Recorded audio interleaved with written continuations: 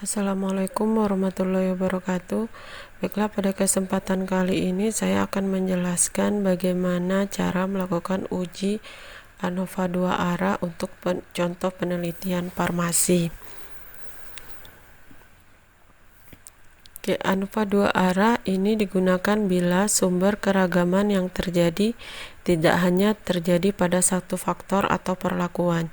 Jadi nanti intinya variabel independennya itu ada dua jenis faktor yang akan mempengaruhi variabel dependennya, di mana tujuan dan pengujian ANOVA 2 arah ini adalah untuk mengetahui apakah ada pengaruh dari berbagai kriteria yang diuji terhadap hasil yang diinginkan. Jadi nanti faktor, kalau di penelitian farmasi, perlakuan tersebut bisa dalam bentuk perbedaan ekstraknya, perbedaan pelarutnya, atau perbedaan waktu pengukuran. Syaratnya yaitu variabel faktor yang kita gunakan itu bersifat kategorikal, atau nanti kita kasih pengkodean untuk seperti kelompok perlakuan, kemudian nanti ada faktor pelarut yang jenis pelarut yang digunakan. Nah, itu sifatnya kategorikal. Sedangkan variabel dependennya itu bersifat numerik. Numerik itu berarti sudah dalam bentuk angka. Kemudian hasil normalitasnya residual standardized harus normal. Jadi berbeda dengan ANOVA 1 arah. Kalau ANOVA 1 arah hasil normalitas itu berdasarkan residual unstandardized. Kenapa sedikit berbeda? Karena pada ANOVA 2 arah ini memiliki dua faktor, jadi diharapkan nanti uji normalitasnya juga menggambarkan pengaruh antar variabelnya. Sehingga pada uji normalitas untuk ANOVA 2 arah itu menggunakan residual standardized. Kemudian data harus homogen, itu adalah syarat dari uji ANOVA. Contoh kasusnya adalah yaitu di sini seorang peneliti ingin melakukan penelitian tentang pengaruh proses pengeringan tanaman untuk mendapatkan ekstrak. Ada yang terkena cahaya matahari dan ada yang tidak terkena cahaya matahari terhadap tekanan darah mencit. Jadi data yang kita input nanti faktor independennya itu menjadi dua. Yang pertama jenis ekstraknya, yang kedua jenis perlakuannya. Jadi ada dua hal yang mempengaruhi sehingga tekanan darah sistol yang didapatkan nanti apakah berbeda atau sama. Jadi itu yang dimaksud dua arah. Kalau satu arah kan hanya satu faktor independennya, sedangkan kalau dua arah ada dua faktor independen yang mempengaruhi satu faktor dependen. Jadi itu adalah contoh dua faktor yang mempengaruhi satu faktor variabel dependen. Nah, di sini di mana variabel independennya kita kasih kode, yaitu jenis ekstraknya 1 dan 2, kelompok perlakuannya seperti biasa 1 sampai 5. Nah, itu adalah cara input, cara pembentukan pengelompokan variabel-variabel pada penelitian uji ANOVA 2 arah. Nah, berikut adalah contoh penelitian di mana adanya penelitian yang berjudul pengaruh proses pengeringan tanaman untuk mendapatkan ekstrak. Ada yang terkena cahaya matahari dan ada yang tidak terkena cahaya matahari. Kemudian diberi beberapa perlakuan yang sama, yaitu ada kontrol negatif, positif, dosis 1, dosis 2, dan dosis 3. Jadi data yang didapat ada dua faktor yang mempengaruhi di sini. Pertama, kelompok perlakuan ada negatif, positif, dosis 1, 2, dan 3. Kemudian ada tekanan darah yang didapatkan, data tekanan darahnya masing-masing ekstrak. Nah, setelah itu kita coba input data ke SPSS. Oke, kita coba input datanya. Yang pertama kita buat dulu yang ingin kita kasih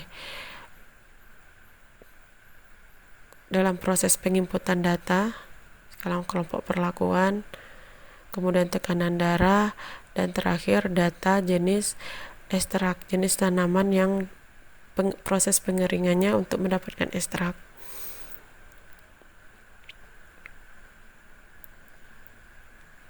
Oke, desimalnya kita nolkan saja karena tidak ada angka di belakang koma.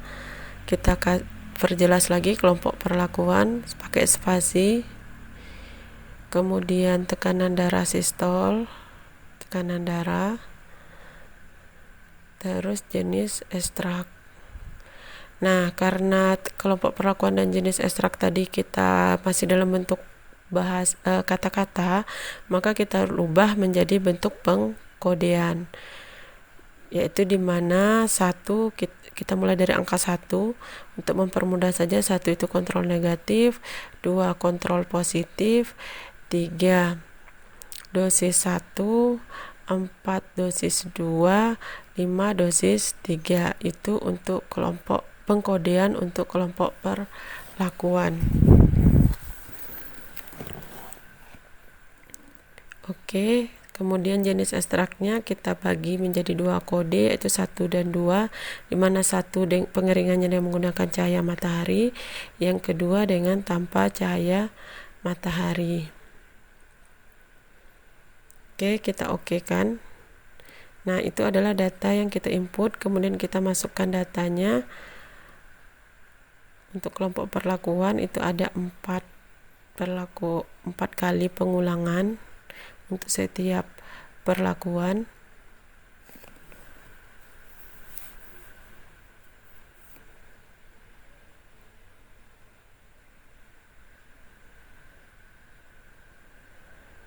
Oke, ini karena data kelompok perlakuannya sama, kita copy saja.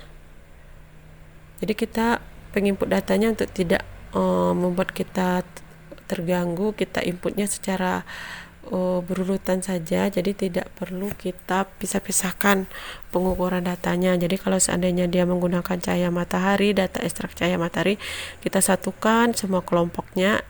Hal ini bertujuan untuk mempermudah kita menginput data. Kalau mau acak juga tidak masalah sih sebenarnya, cuma data akan menjadi kacau kelihatannya. Oke, kita input. Di sini data tekanan darahnya sudah ada, kita copy paste saja. Kemudian data berikutnya kita copy paste juga.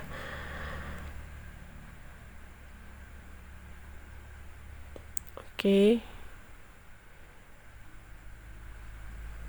Oke, sudah dapat data. Sekarang kita lakukan uji normalitasnya dari data yang telah kita input. Caranya analyze, general linear model, univariate. Kemudian datanya itu awalnya seperti ini. Sebentar, saya keluarkan dulu. Kita keluarkan dulu ya. Jadi datanya seperti ini. Jadi tekanan darah karena dia merupakan variabel dependen, kita masukkan ke dependen. Kelompok perlakuan dan jenis ekstrak variabel independen masukkan ke fixed factor. Kemudian kita klik save. Terus kita centang standar DZ. Nah, seperti yang saya bilang tadi, untuk ANOVA 2 arah ini sedikit berbeda dengan ANOVA 1 arah dikarenakan data yang akan kita uji normalitasnya itu diharapkan saling adanya keterkaitan antar variabel. Sehingga yang kita uji normalitasnya itu adalah residual standar DZ yang didapatkan dari pengujian univariate-nya. Oke, kita oke kan. Jadi cara mendapatkan standar DZ-nya sedikit berbeda dengan ANOVA 1 arah. Setelah itu kita pilih uji normalitasnya, deskripsi statistik, explore, standar residualnya kita pindahkan. Kemudian kita pilih plot dan kita centang normality plot with test. Oke, continue dan oke. Nah, di sini didapatkan data ini. Kita copy. Kita kopikan.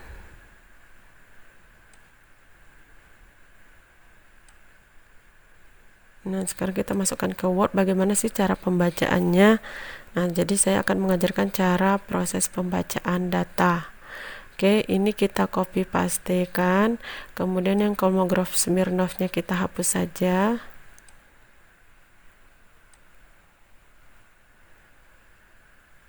Oke. Nah, sekarang kita baca hasil uji normalitasnya. Jadi, uji normalitas yang kita baca cukup hasil uji Sapirowicz. Nah, alasannya adalah kenapa di ANOVA 2 arah yang sekarang saya gunakan uji Sapir-Whorf, karena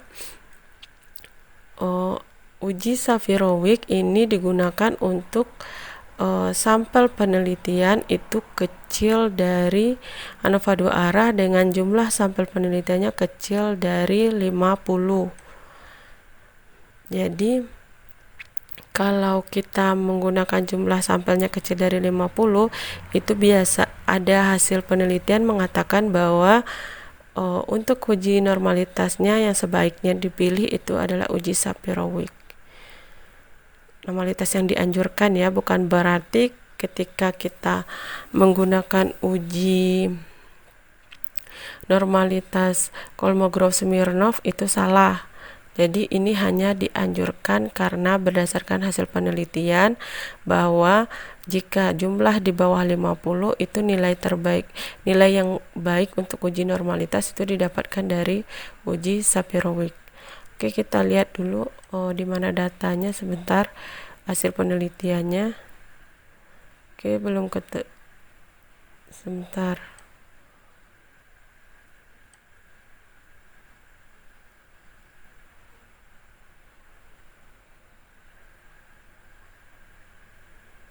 Oke, kita coba buka di download dulu. Download ada atau tidak ya? Download. Oh, ternyata tidak ada. Sekarang kita coba buka di history.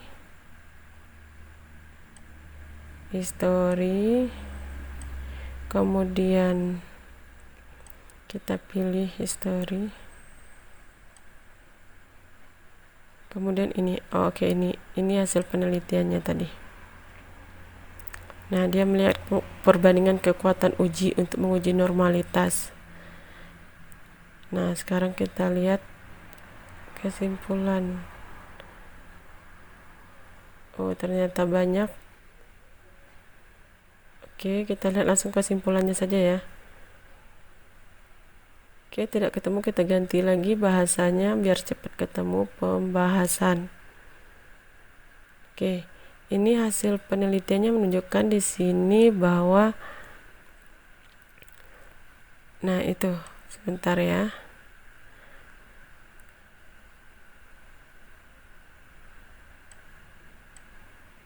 Sebentar.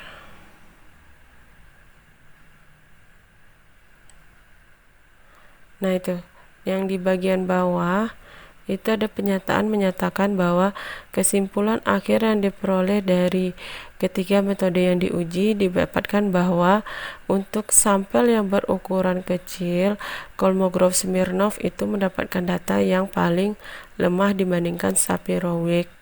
Jadi SV itu Sapir-Whorf ya. Jadi dianjurkan, bukan berarti menggunakan Kolmogorov-Smirnov itu salah.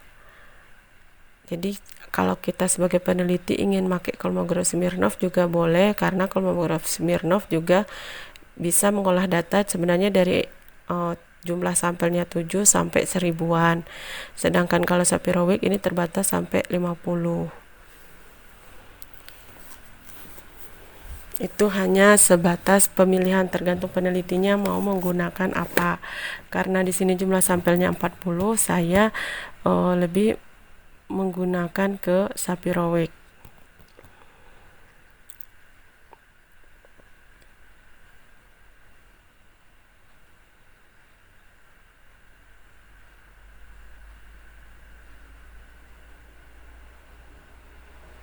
Oke, itu adalah kesimpulan dari uji normalitas. Jadi dari hasil uji normalitas kita untuk penelitian yang tadi judulnya itu didapatkan bahwa dari nilai signifikansi tekanan darah didapatkan bahwa nilai signifikansinya lebih besar dari 0,05, sehingga dapat dikatakan bahwa data yang didapat itu terdistribusi normal dan memenuhi syarat untuk dilanjutkan ke uji ANOVA 2 arah atau uji parametrik.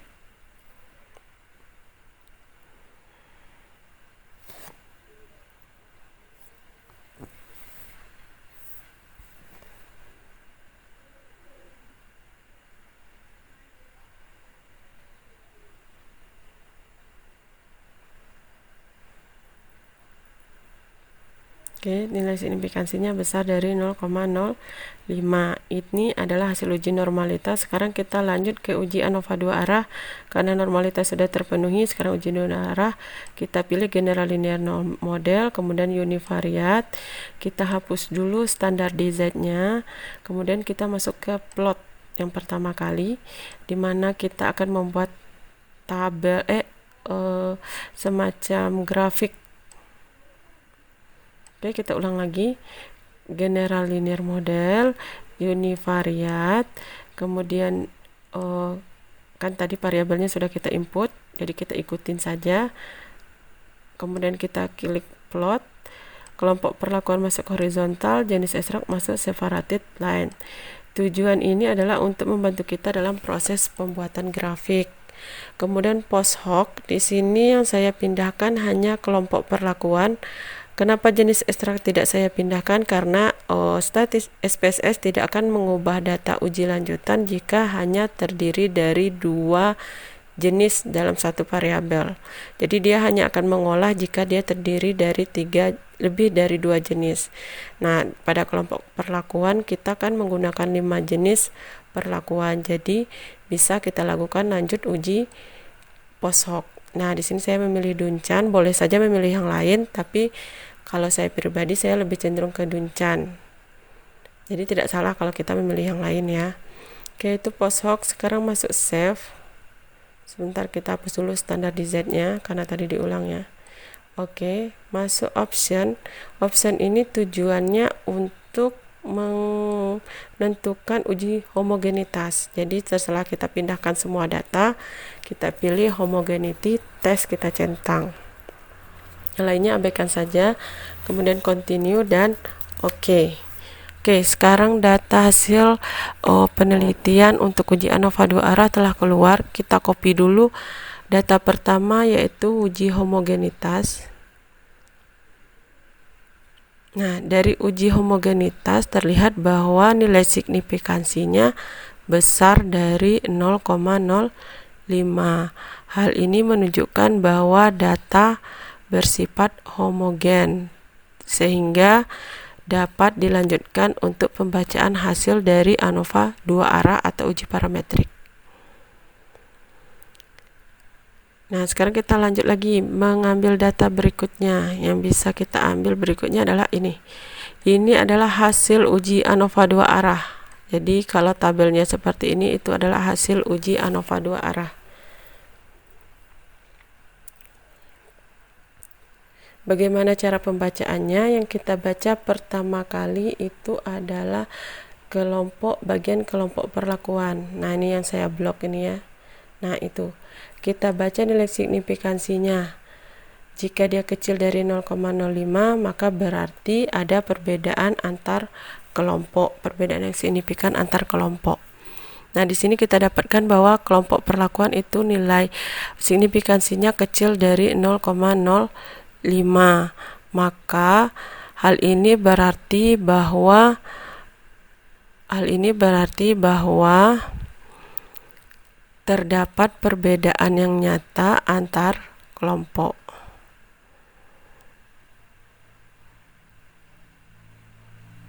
Tekanan darah antar kelompok.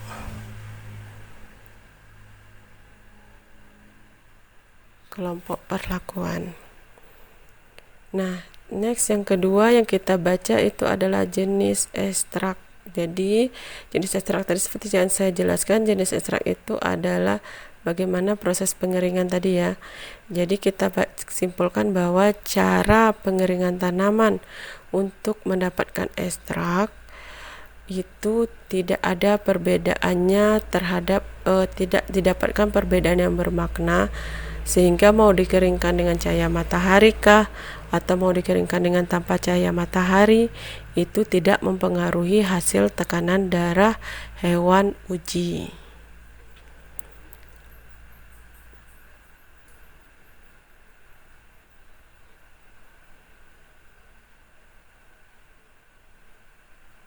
Itu yang kita baca ya, yang kedua. Dan yang ketiga, terhadap tekanan darah hewan uji, hewan percobaan. Oke, yang ketiga, kita baca lagi yang ketiga, yaitu bagaimana sih hubungan antara kelompok perlakuan dengan jenis ekstrak. Nah, di sini didapatkan bahwa kelompok perlakuan dengan jenis ekstrak itu nilai signifikansinya besar dari 0,05. Berarti hubungan antara kelompok perlakuan dengan jenis ekstrak itu tidak ada hubungannya. Jadi mau jenis ekstraknya apapun, tekanan darahnya tetap tidak akan berpengaruh.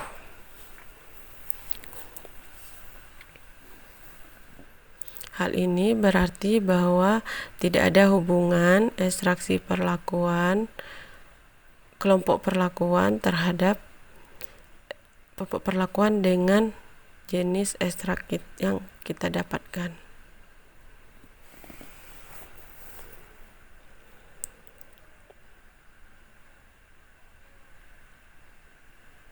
Oke, itu adalah kesimpulan dari uji ANOVA 2 arah. Tabel untuk hasil uji ANOVA 2 arah.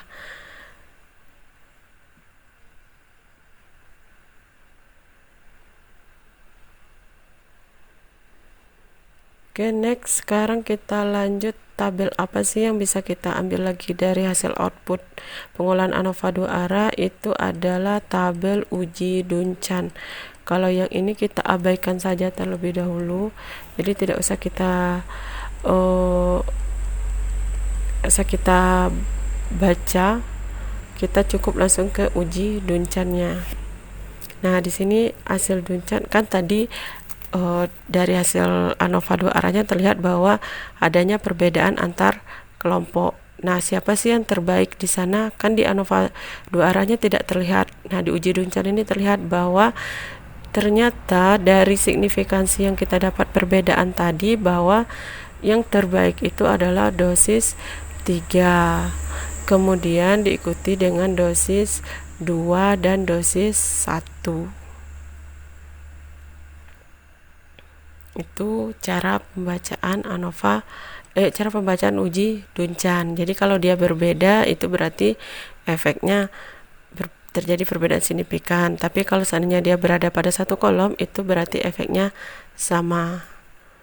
Nah, berikutnya apa yang bisa kita ambil dari hasil outputnya adalah grafik.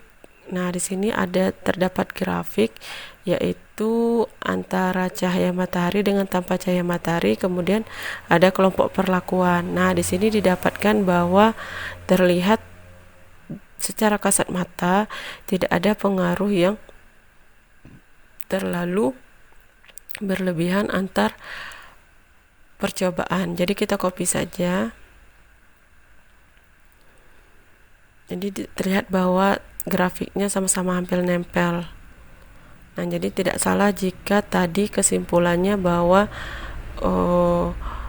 perbedaan perlakuan mendapatkan ekstrak pengeringan itu tidak mempengaruhi hasil tekanan darah. Oke, baiklah, demikian penjelasan dari saya. Saya akhiri. Assalamualaikum warahmatullahi wabarakatuh.